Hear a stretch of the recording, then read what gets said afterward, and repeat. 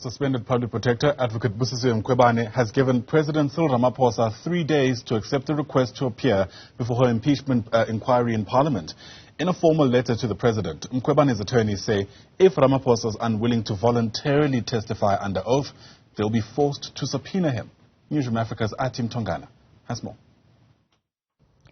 Advocate Busisiwe Mkhwebane wants President Cyril Ramaphosa in the hot seat before her parliamentary inquiry.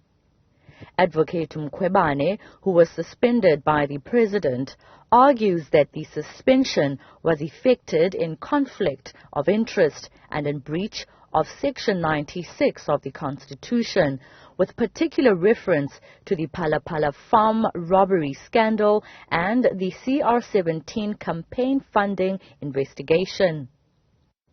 Mkhwebane says the most serious charges against her are articulated in the motion of the DA's Chief Whip, Natasha Mazzone, and subsequently filtered by the independent panel, relating specifically to the CR17 campaign funding saga, also known as the Bosasa case.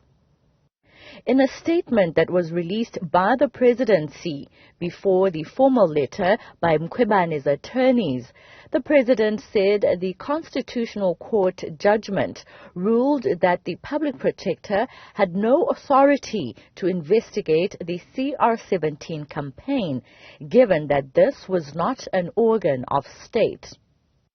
The president said he cannot be compelled to provide evidence proving or disproving of accusations around Mkhwebane's suspension and the CR17 campaign funding accusations, saying that he did not make any allegations against Advocate Mkhwebane, who he suspended in accordance with the Constitution.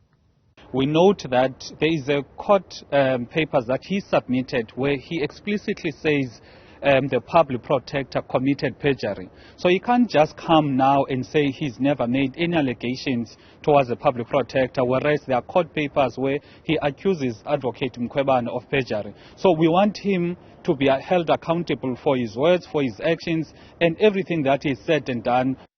Newzroom reached out to the presidency for a response, and no reply had been received by the time of publication. The directives adopted in the committee include steps that need to be taken in order to summon a witness as a last resort. The committee's chairperson, Richard Yangi, said the committee had not discussed adding the president as part of the witness list. Advocate Mkhwebane has given President Ramaphosa until Monday to provide oral evidence before the committee. Mkhwebane says if the president is unwilling to voluntarily testify under oath, the directives of the committee, which speak to the chairperson issuing a summons to the president, will be invoked as a last resort. On the same day of the deadline, Advocate Mkhwebane will be here at the Western Cape High Court, challenging the inquiry into her fitness to hold office, as well as the suspension by President Cyril Ramaphosa.